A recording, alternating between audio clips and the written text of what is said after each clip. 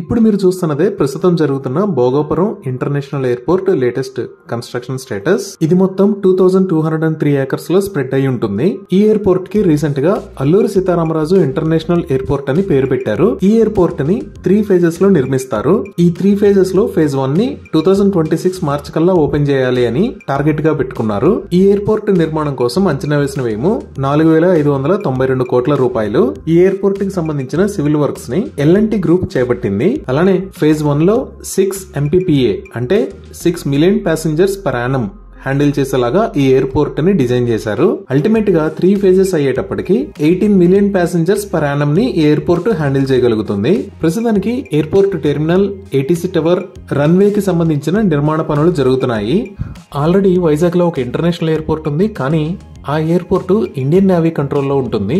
ఆ ఎయిర్పోర్ట్ ని మిలిటరీ మరియు సివిల్ ట్రాఫిక్ కోసం యూజ్ చేస్తున్నారు. ఈ కొత్త అల్లూరి సీతారామరాజు ఇంటర్నేషనల్ ఎయిర్పోర్ట్ ని పూర్తిగా పబ్లిక్ యూజ్ కోసం యూజ్ చేస్తారు.